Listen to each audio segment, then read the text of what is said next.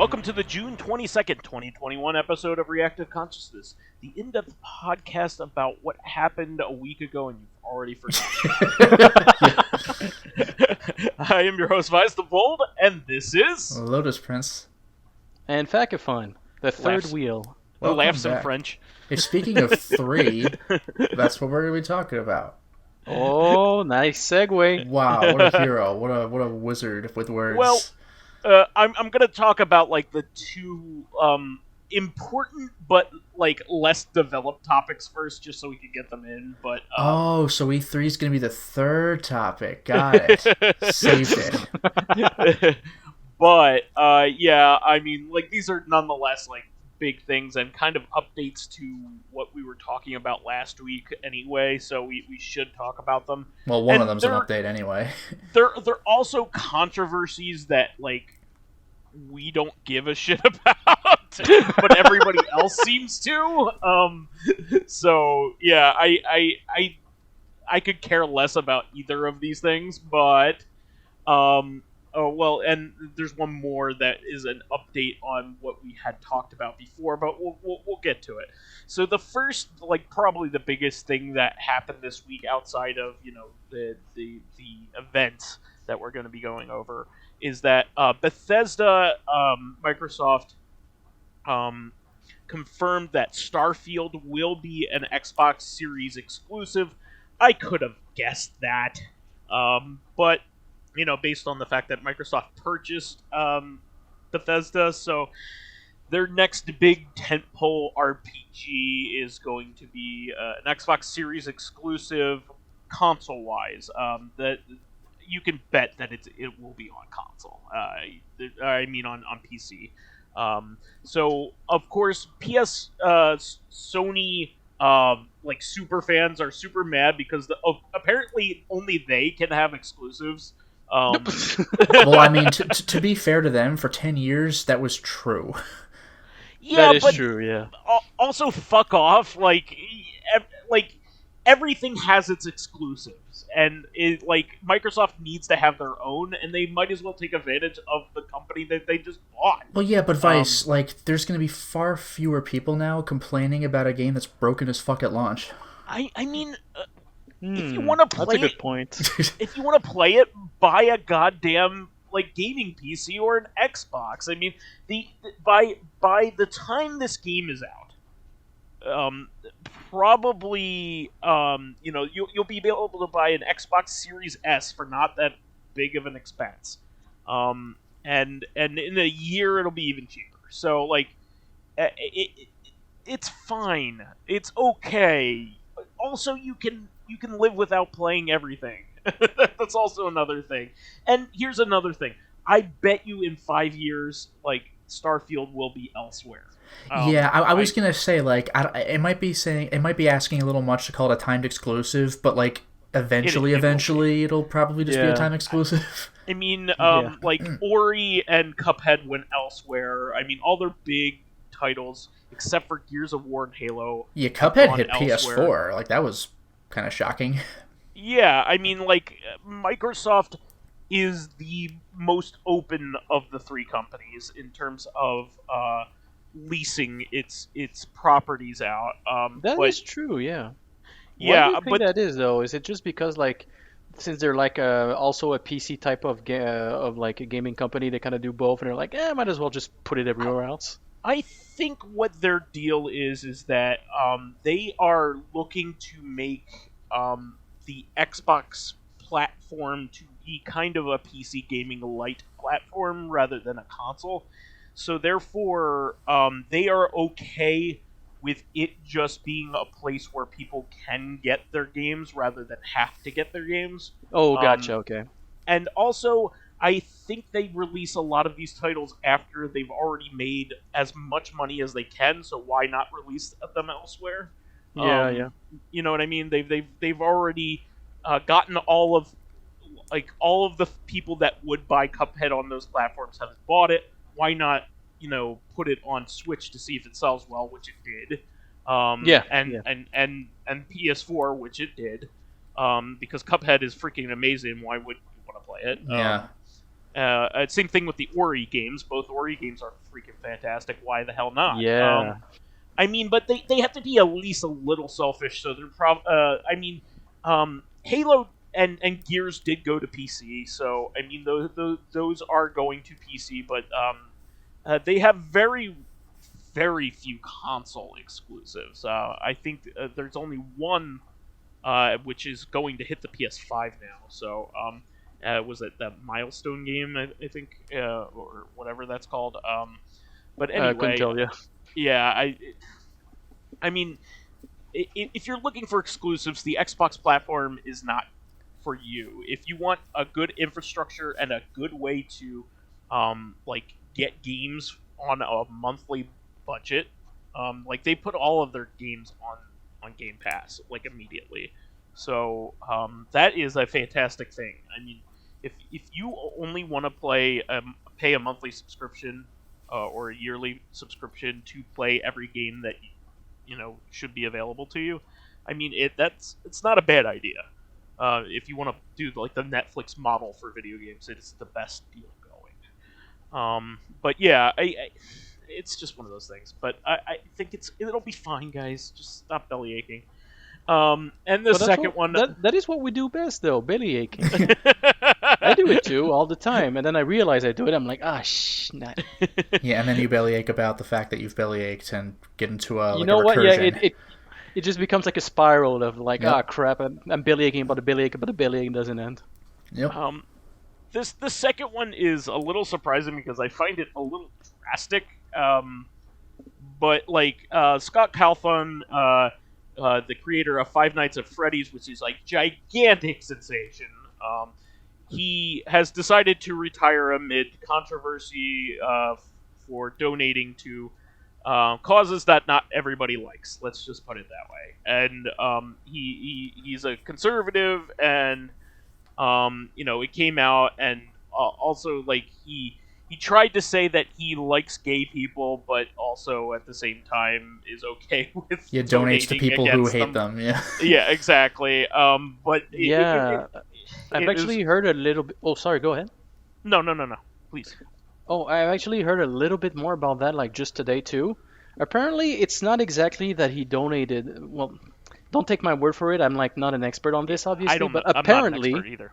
Yeah. So apparently, he didn't actually donate to organisms that are directly against gay people, or LGBT or whatever. It was just more like the general political parties involved. Oh, sure. So, but I mean, I guess you could extrapolate that to that.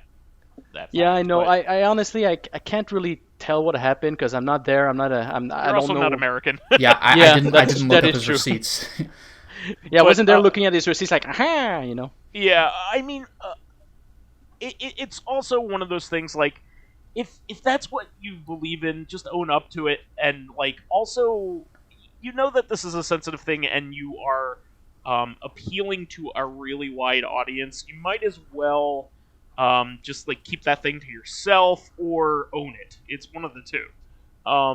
And so I'm just really surprised he goes, oh, fuck it, and he picks up his ball and goes home. Yeah, doesn't even want to deal with it at all. I mean, the guy's made his money. Let's he's also made his 1,700 Five Nights at Freddy games anyway. And they've all been sensations. They've all sold extremely well, and he said he's letting other people take over it, which also means he's going to be still making money off of it. He's just not going to be working on it directly. That's true. Yeah, but I mean, I kind of call bullshit on all of it. To be completely honest, he's probably still going to be working on it. But I mean, I can also understand wanting to retire and go, you know what? I don't. I've put in my time and I made my money. That's fine too. It's just a weird. It's as far as controversies go, this is pretty tame.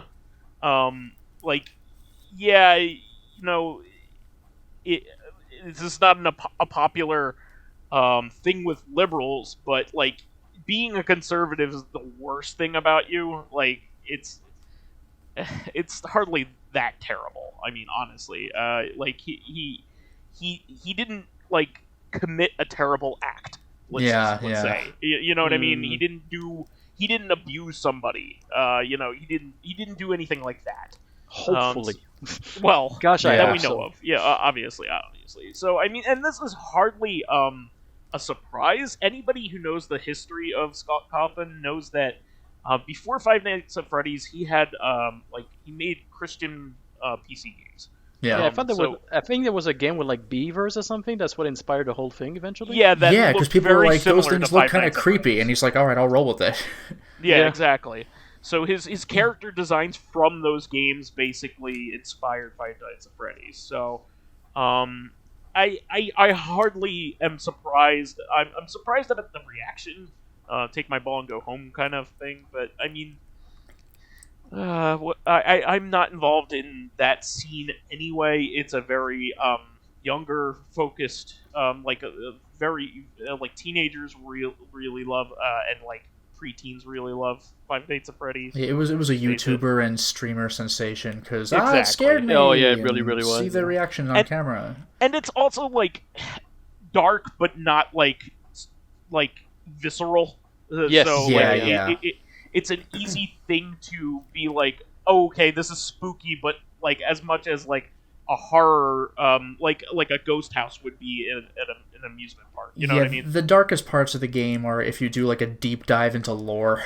In the lore, yeah, exactly. So, which you could very easily miss. Really it's like if you play Dark Souls just for the gameplay and miss the entire story. It's you can still do that. And a lot of it's interpretation. Let's just face it. Yeah. With the way that it is, I mean, they do allude to people getting eaten by robots, which is dark, but they hardly talk about like I said, viscera or anything. Yeah. The nastiest things in the game are a jump scare. Yeah, exactly. So, and everything is first person anyway, so you're not going to be seeing anything. Yeah, but, you're not going to get The Last of Us when you die.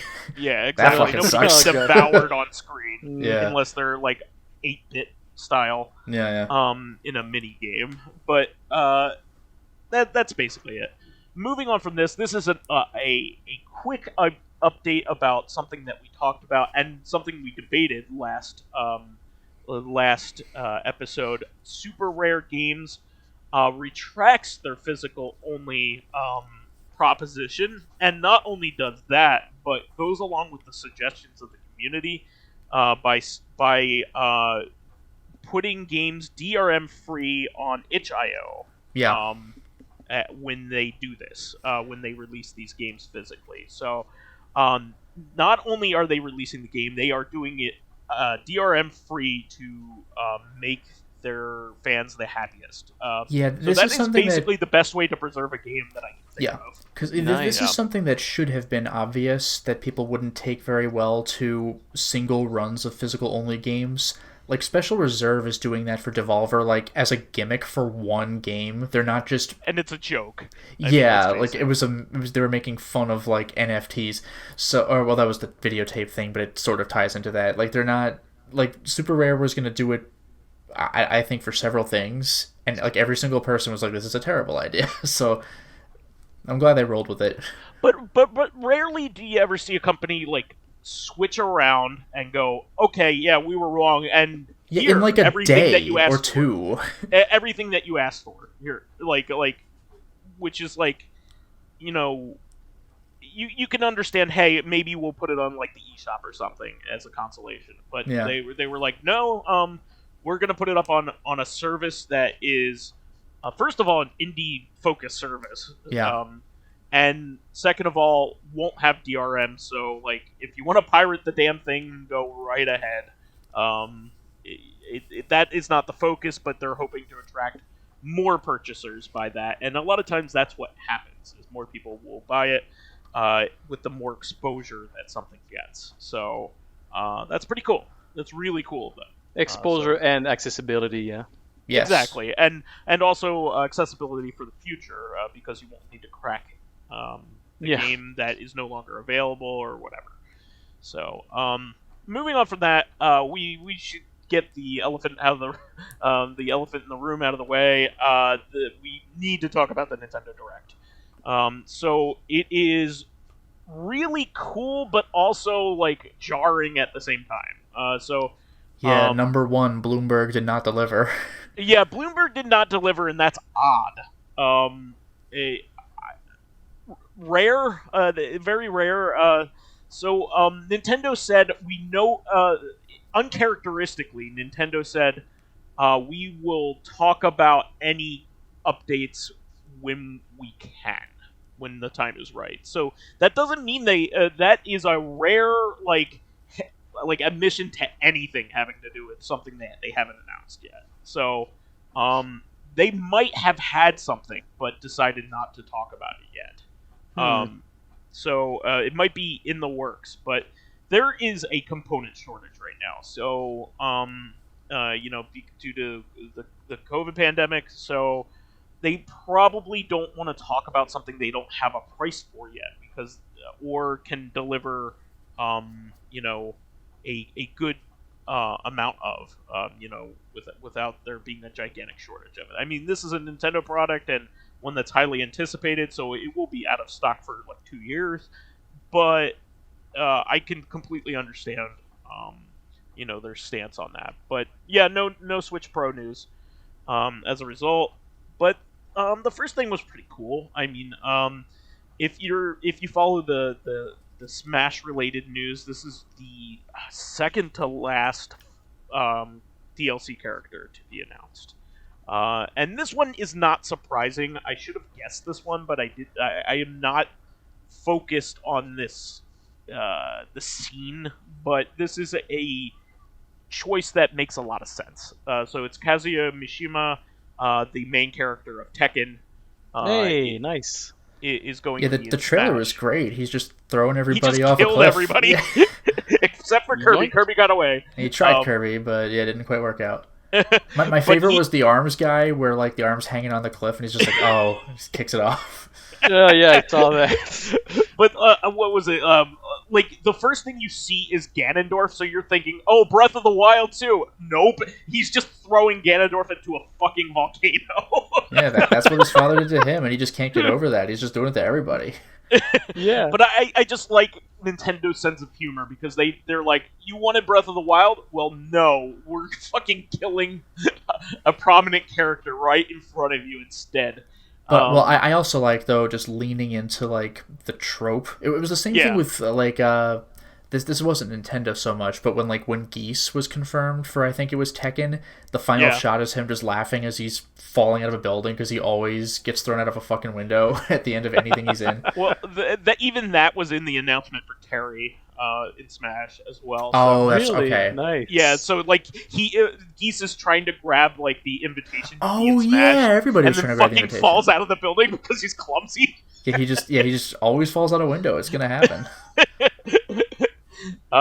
What's cool about Geese is they never have brought him back in like a present sense. He's always like a flashback character. He's always been dead at that point in time. So it's just fun.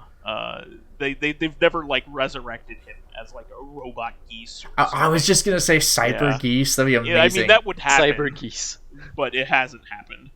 But yeah, this is a good choice. I mean, they're buds with Bandai Namco. Bandai Namco is making the game with them, so let's face it. I mean, they probably owe them big time for making such a great game. So and a feature-heavy game at that. So there's only one left, and it's not going to be Waluigi or Gino. I can tell you that. Maybe it'll be Jin with his fire pants for their extremely late 90s. Well, what's kind of funny... Huh? Go ahead. I'm still hanging on to hope that it's Bomberman. That'd be interesting. Well, that would be a good choice, a great choice, in fact. I mean, like, Konami already has two characters, the two Belmonts, Richter and Simon, the two most famous Belmonts. And Snake. And Snake. Oh, I forgot about Snake, yeah. So, I mean, Bomberman would be a fine choice. I mean, he belongs along with that, but who the hell knows? I mean, Gino is already represented, and Walu as a Mii character. And same goes for Cuphead and for Sans from Undertale. Yeah, exactly. all the fan Shantae too, I think. Shantae as yeah. well, nice. Yeah, Shantae, so, I thought was like a sticker or something. well, they're all Or a represented spirit. somewhere in the game. Waluigi is a trophy, like one of the trophy. Yeah, the things. summons. Yeah, so like, who the hell knows what this last one is going to be? It's either going to be extremely epic or extremely disappointing. Maybe another Fire Emblem character. Who the Oh, fuck that knows? would be an actual troll move to like do a Hilarious. 17th Fire Emblem character. It would be It's- so funny. It is kind of interesting if you check out some videos on YouTube on how come there's so many like Fire Emblem characters in Nintendo. Because It's they're kind of easy to put interesting. into a fighting game. they're easy to put in a fighting game. I mean, I guess, but it's a little bit more interesting than that. Like I won't talk about it too much, but it's just like, you know, the people on staff were not always on board with just going like, yeah, more Fire Emblem, more Fire Emblem. At some point, they're just like, I don't know. And I think at some Four point Houses the team, is very popular. Let's face it. I mean, Three Houses, Yeah. whatever. Yeah, it's extremely popular. So. and I think at some point they just kind of embraced the fact that they have a lot of Fire Emblem characters. They're like, you know what? Why not? They're fun to Yeah. play. Fuck There it. you go. I think even Marth was supposed to appear in Nintendo 64, but it didn't or couldn't Yeah. or something like that. You know, it'd be funny if they put a little spin on it. The last character is a main from like Langrisser. Rolancer, whatever. Okay, moving on. Probably the next biggest thing was Breath of the Wild 2 new gameplay. They did one of those classic Nintendo moves where they go, "It's not coming out anytime soon, but we'll give you something." Yeah. Because we know you want it. Here's some cookie Um, crumbs. Enjoy. Yeah, exactly. And I'm okay with any delay a Zelda game gets because they just make the game better in the end. So, but the big emphasis on this one was that Breath of the Wild 2 will have a lot of stuff to do in the air, which is pretty interesting. So they said it's not just going to be land based. It will be there will be stuff going on in the air. Like you can fly, and you'll have flying abilities, and there will be stuff to do in the That's air. interesting because the like last time Skyward there Sword. was. Oh yeah, that's what I was gonna say. Like the last time that happened was in Skyward Sword, and I think that's about it. It's a Wii game too, so yeah, it's been a while. So, I think they basically copped to saying it's coming next year. Most of these things are coming next year, so yeah. But the next thing is the big announcement for me. I should preface not this thing, but the whole entire announcement was like the biggest thing for me. So I am a gigantic Metroid fan. Metroid Prime as a trilogy might be my favorite game of all time. It's really up there. It rivals Gunstar Heroes as my favorite game of all time. Oh, So, that much, huh? Oh, yeah, no, I really love Metroid Prime. I know you like Gunstar Heroes, so. Yeah, it's no, huge on they're- that one. Yeah, I mean, it's really hard for me to pick because I think Metroid Prime might, like, as a trilogy, might beat, like, Super Metroid, and that's hard for me to say because I love I love Symphony of the Night, so, I have a lot of favorites, and let's just face it, but Metroid Prime as a trilogy is just, like, one of my favorites. So I've been waiting on bated breath for Metroid Prime 4, but they admitted that the development is just progressing at the moment. I mean, they've had some troubles with it. Let's face it, like they've hired new people on it. Also, I'm sorry to say, I am not too optimistic about this game because it is going to be done with it's made by Retro, but the people that made this game moved on to other companies. Made the original trilogy, moved on to other companies. So, who knows whether they are going to be as good as the first three? But they also said that Bayonetta 3 is progressing as well. I should mention that. Oh, It's a okay. similar announcement. But the big news, this came out of fucking left field. Yeah, it's and a shock. I was all over it. They were like, Metroid Dread, the game they announced for the original DS, is now coming to Switch. Not only that, but it is canonically Metroid 5 after Fusion. So It looks amazing. It looks really, really good. It looks like it kind of sort of has Return of Samus gameplay, except it's a new game and not a remake.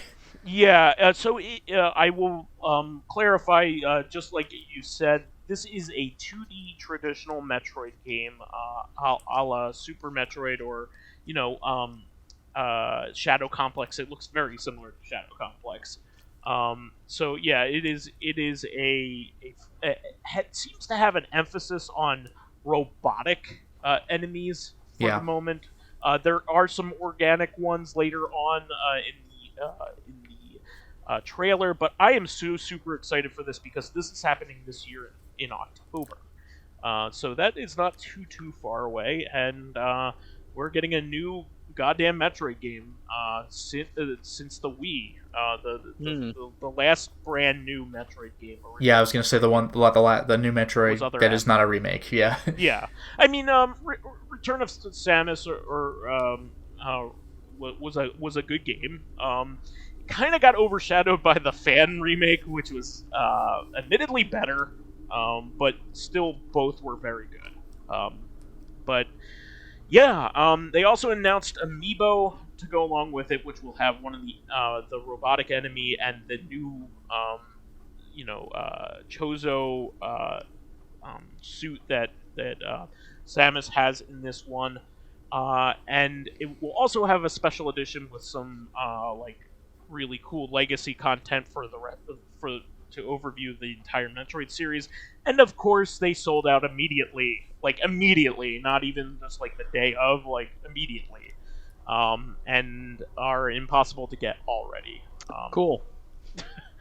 That really sucks. Nintendo needs to get better at that.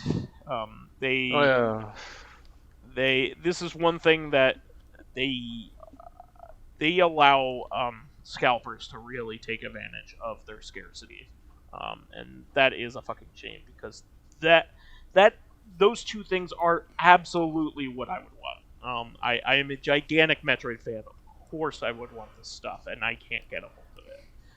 Even the day of, I wanted. I tried to pre-order this stuff, and I couldn't do it as I saw it. I also have work. I mean, I'm an adult, so I don't know what to say. The one time being an adult sucks. Damn it. Well, I could name a whole bunch of things. No, just that. Everything else is perfect. This was a great surprise as well. I kind of suspected that this would be a thing here because there was some kind of there was an official poll from Nintendo that said, how much would you pay for a WarioWare experience? Oh, yeah, I remember that. They are coming out with a brand new WarioWare game to get it together, and I love the WarioWare series. I have every single one of them. I love Nintendo's minigame compilations in general. I love 1-2 Switch. Yeah, and the Wii WarioWare game is one of the best ones, and the Switch's Joy-Con is the Wii mode but better. So I have high hopes for this one. Yeah, no, this one will be excellent. I love WarioWare, and every single one is really great. I even have the obscure one that came out as a DSi download. But yeah, I love. They're hilarious, and they're a lot of fun. And this looks to have a lot of content in it, and a lot of multiplayer stuff. So I'm all for it. There hasn't been a Wario Ware-ish game since Game & Wario on the Wii U. Well, there was the compilation for the 3DS. But, yeah, that's right. It was WarioWare Gold, but it wasn't a brand new title. And I also love the Rhythm Heaven series, which is kind of a sister series. Let's face it, it's kind of made by the same people. It's just rhythm focused, but I love all of them. I love them very dearly. This was another surprise too. This was an amazing thing. Yeah, I'm pretty Advance Wars pleased about this coming one. back, baby. Yep. Oh. Advance Wars 1 and 2, 1+2 reboot camp by Way Forward, no less. is Now- going now- to come out for Switch. Now, here's a question, and my guess is no.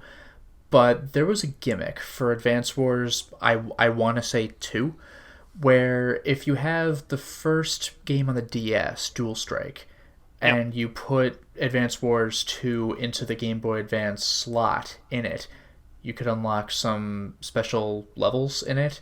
Mm-hmm. Do you think those have been restored and are brought to the Switch game? Well, the DS game is the third game, so I don't think it's even involved.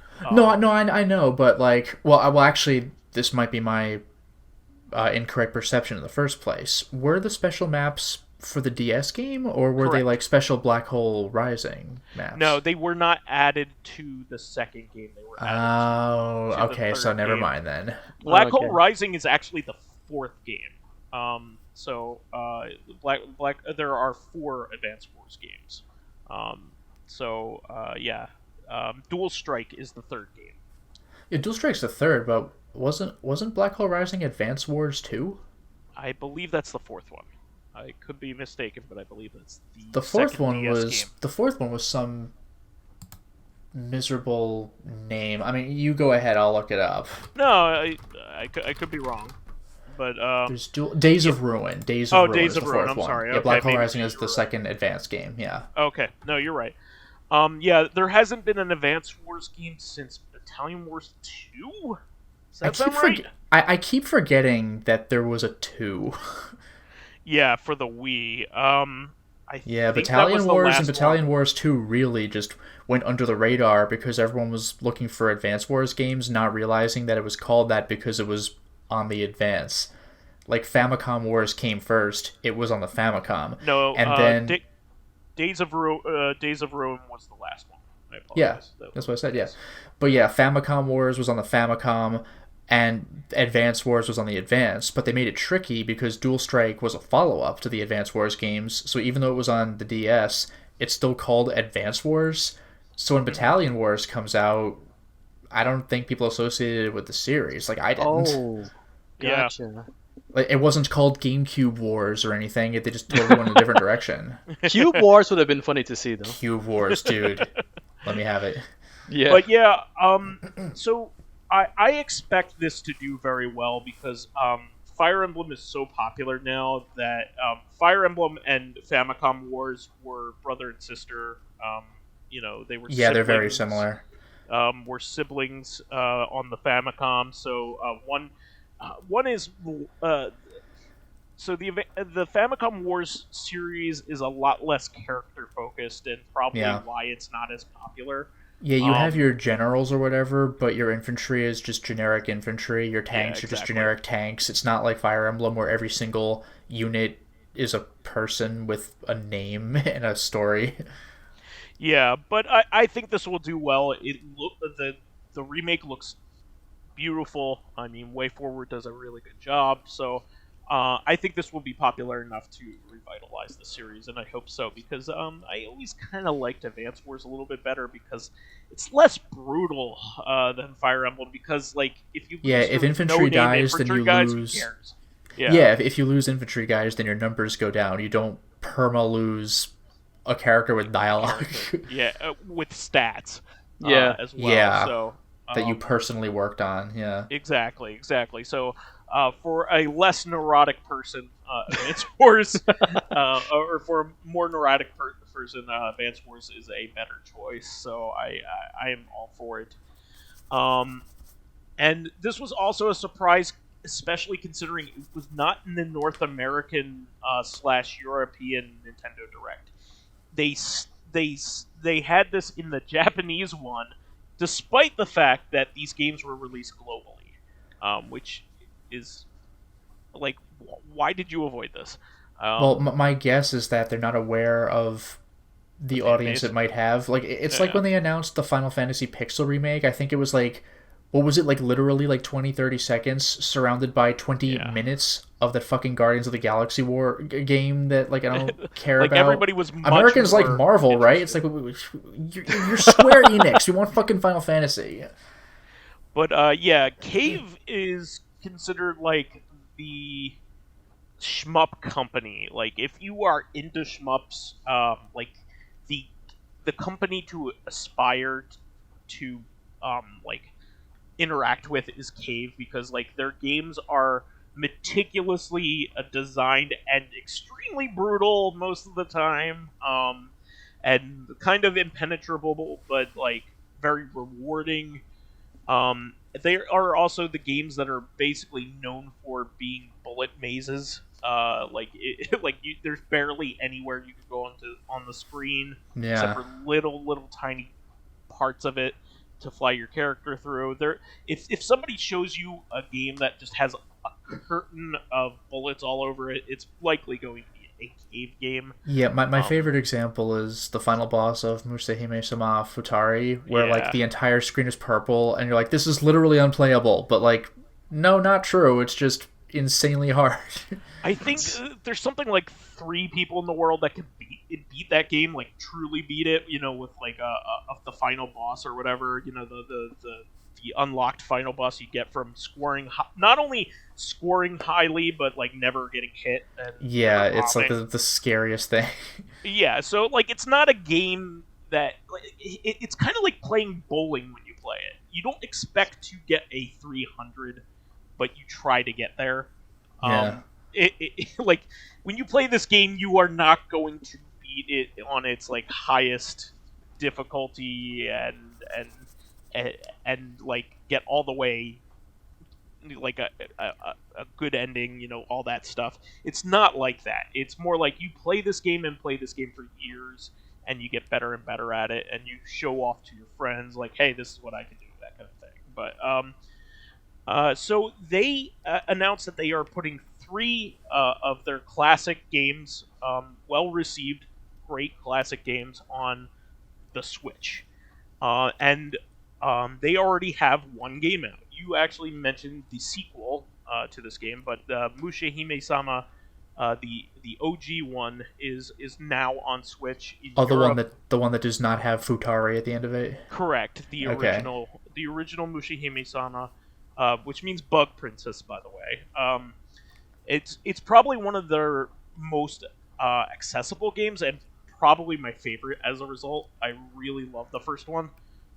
It is a lot of fun. I actually really like it, and it's very hard, but also like it's a game you can probably eventually beat if you put the time into it. So I really like that game. It's already out on in all territories, and it's only $20, and it's a meticulously designed shmup, like AAA level shmup. They're probably underselling it. It's easily worth like 30 or $40. But apparently the port is excellent as well, so you don't have to worry about buying a bad Switch port of a game that has a lot of things going on. Apparently, it's an excellent port. Oh, good. They last put this game on. So this game famously was locked to Xbox 360 only in Japan, like it Yeah. had region locking, and it did not become accessible to Westerners until it went on Steam. Yeah, didn't something similar Many happen to years like later. Death Smiles? It used to be like an Xbox 360 game. Well, Death Smiles was always one of the most accessible because it had been released in Europe and in Oh, America. okay. But in fact, that was the game that they put all their chips on, and it didn't sell as well as they hoped. Because they even did like a really nice limited edition with like an Xbox 360 faceplate and all that stuff. Yeah. It was actually like one of their big titles, but Mushihime-sama had only had that accessibility with that Steam version. So I'm actually very happy that it is on a console that a lot of people can play it on, and not only that, but it's like very reasonably priced. So that is really cool. The 2 other games that they announced, which will be coming soon, are Espeluda 2, which is probably their hardest game, other than it was the original Pink Sweets. that Ibarra is probably their hardest game, but this is like a close second. This game is very, very hard. So I'll buy it, but I'm not going to be happy about that one. And the third game they announced is the Dodonpachi Daifukatsu game, which is the fourth or fifth Dodonpachi game, depending on how you count them. Because there's Dodonpachi, which is the second one, and then they have a Dodonpachi 2 that was made by a different company. So a lot of people don't count that. Yeah, like Metal Gear Solid or Metal Gear 2 Snake's like Revenge. Snake's Revenge. Yeah, it's like Snake's Revenge. And then they have a third one, which is Blissful Death. That was a PS2 game, and so it's the one after that. It's like Resurrection. So Resurrection, but that one's pretty well accessible. So, but this is great. If it's any indication, they'll all be $20 and easy to get. So I'm really happy about that. Not only that, but these games are also known for having lots of revisions. Like Cave puts out like limited revisions that they only like what they'll do is they'll come out with an arcade board. They used to do this anyway. They'll come out with an arcade board for the regular version of the game, and then they'll do like an update which completely changes how you play the game, but it will have like the same enemies and stuff, but it will have different scoring rules. And then they'll do like an ultra rare one that they only released at like a festival or something. Yeah. Boy. And all of these games will have every version that they've ever released. So that's good, though. Like that's an important thing. Because a lot of times they'll leave out like one of them and infuriate people. This one will have all the different versions. So and they all wildly play different. Like so you have to like find one that you really like. That like gels well with you. Like for instance, I know it's kind of hard to explain, but there is the base version of Mushi-Hime-sama has this scoring system where if your score is in green, then you use regular bullets to score higher. But if your score is blue because it changes back and forth, you need to use your laser. That's nuts. You need to hold down your button to score higher. So you're like flipping back and forth while you're also paying attention to bullets, but that's also really engaging and fun. Kind of like a less punishing Ikaruga kind of thing going on, because like it's about scoring. You don't have to do it. So that's a lot of fun. But like then one of the updates will ignore that completely. Like that won't be part of the scoring at all. It'll just be try to survive or something like that, or you need to like kill a specific enemy to get a combo going or something like that. It's insane. It's insanity. You have to look up guides in order how to play these. They don't explain how you play these either. Like you have to look up a guide. But yeah, really cool stuff if you're a shmup fan. They released more footage of Shin Megami Tensei 5, and it looks freaking great. I don't know if you saw this, guys, but have you seen the cover for the game? No, I haven't.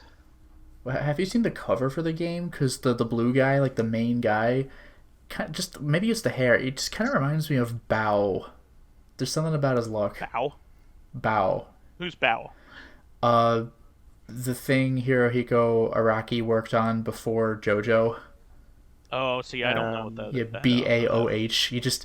He looks like a stand, even though he's just his own character. The SMT5 guy just kind of gives me that vibe, just the way he's depicted on the cover of the box. I don't know, something about it. They also confirmed with SMT5 that you can pick your gender, which is always good. So that's pretty cool. I think you could do that in most SMT games, but it's not 3. Certainly, so that's pretty cool. And this was great news for me and Lotus and probably very few other people, but This was shocking. this was really cool. So, one of the games that was locked to the Wii U that we've talked about many times as probably never leaving the Wii U is getting rescued from the Wii U. Well, the thing is, though, like, I'm not terribly shocked that this happened, that it's coming to the Switch. It's just like, oh, today is the day. The part that I find actually shocking, With gusto, incredibly shocking, is that it's also getting ported to everything including Steam. Fatal Frame 5 on Steam. Fatal Frame on PC.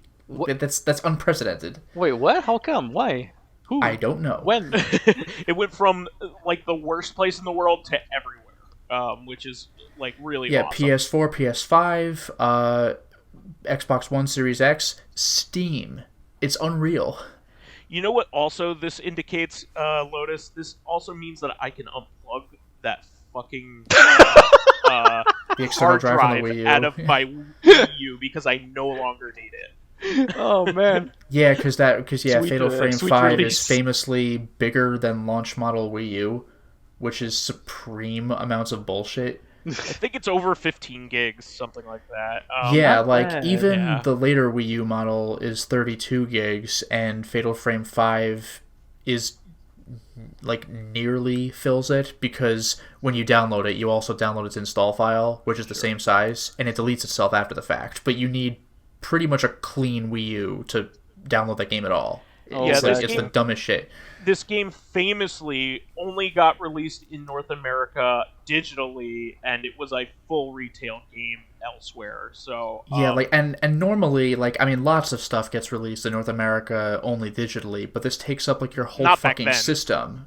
not back Well, then. yeah, that's true, not back then, but also the system's storage capacity is very, very low compared to anything else. And Yeah, Fatal the big Frame one took is up only almost the 32 entire gigs. thing if you want to download it. Like, everywhere else, they bought their disc and they installed it, but, like, Americans had a real problem getting this game. If you were like, oh, the eShop, look at all the stuff I'm going to buy in the eShop, then you're just locking yourself out of this giant game.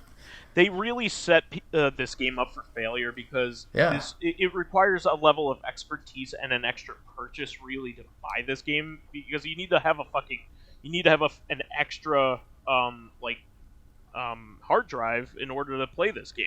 Basically, Just have the storage for the space. vast majority of people, Yeah, again, unless you have a perfectly clean Wii U and that's like the first game you buy.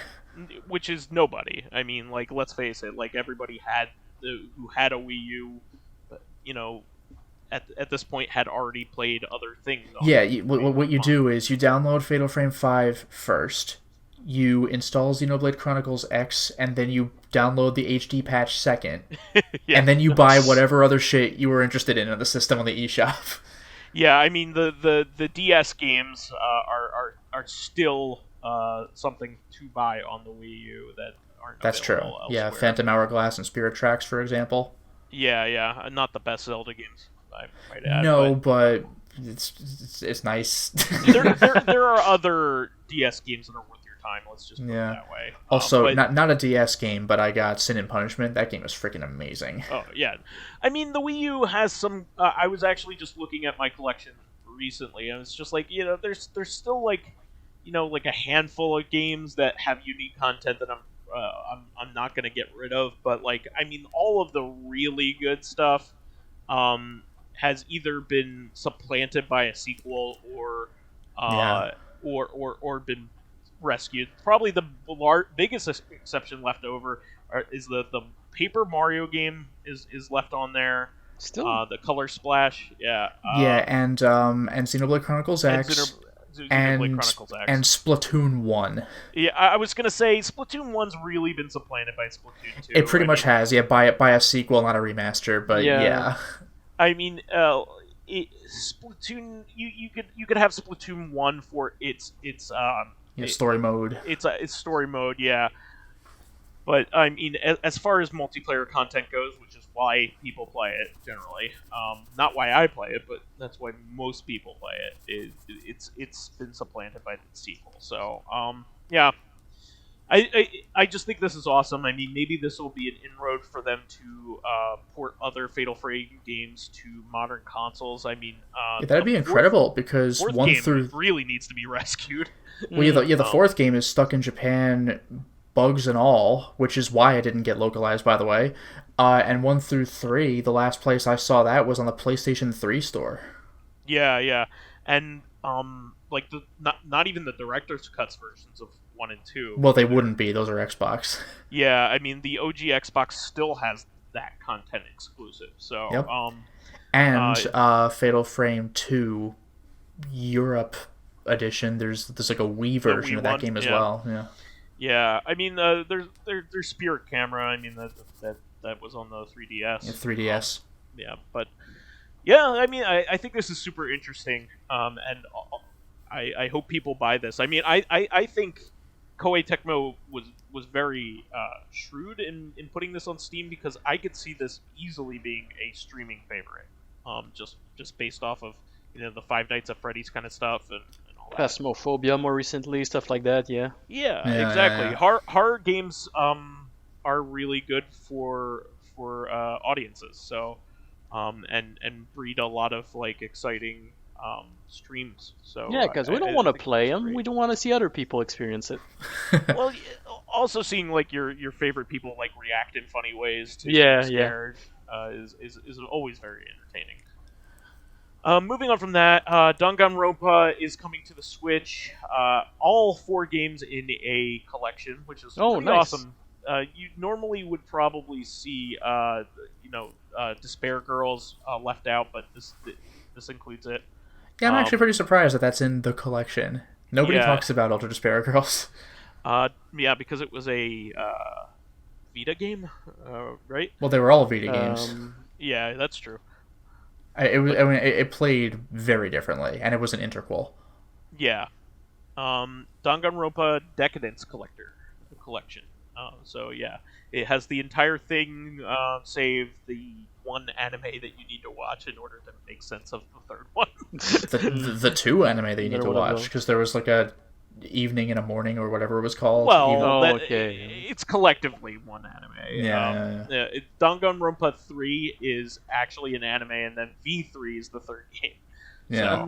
I was surprised because these games have like a big following, so I was like, oh, I'm interested to see what it was.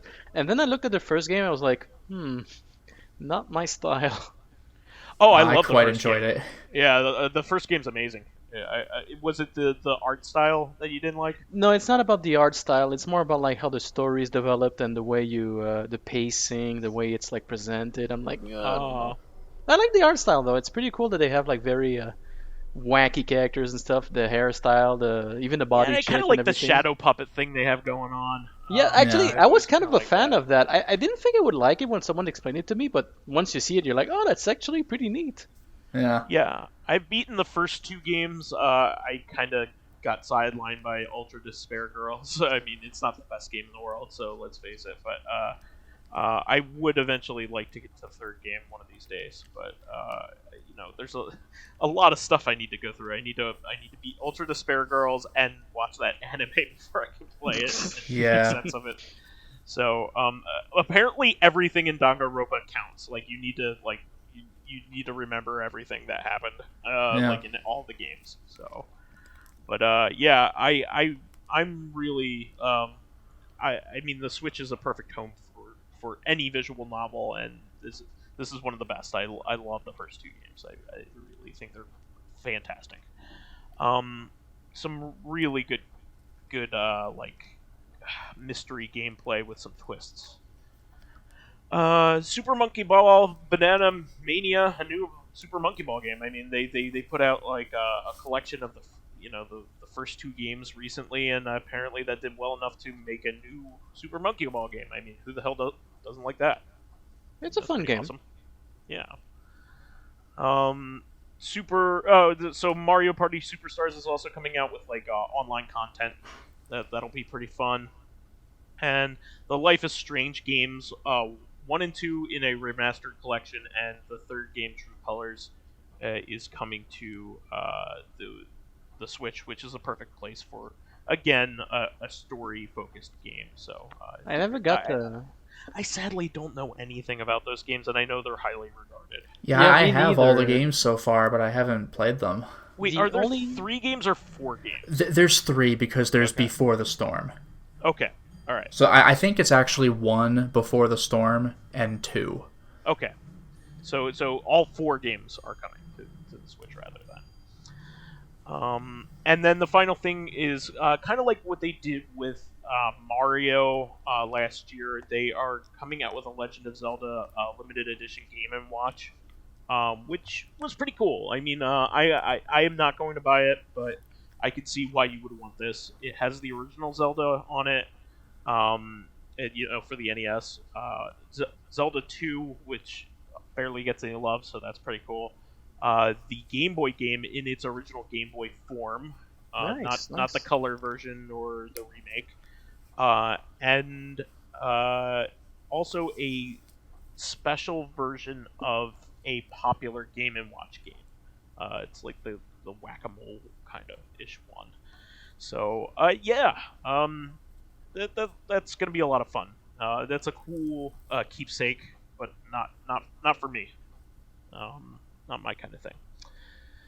Moving on from that, that was basically all the Nintendo stuff. I mean, as mad as you can get for the stuff that you weren't expecting or wanted to see there, the stuff that they did release was fantastic, and especially a brand new Metroid game that nobody asked for and never thought was going to see the light of day.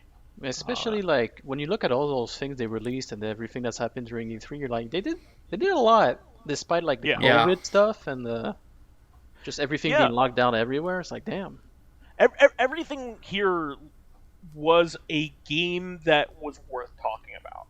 Honestly, I didn't cut anything out. This is all stuff that was worth talking about, and a lot of it was like fan favorite stuff being revisited.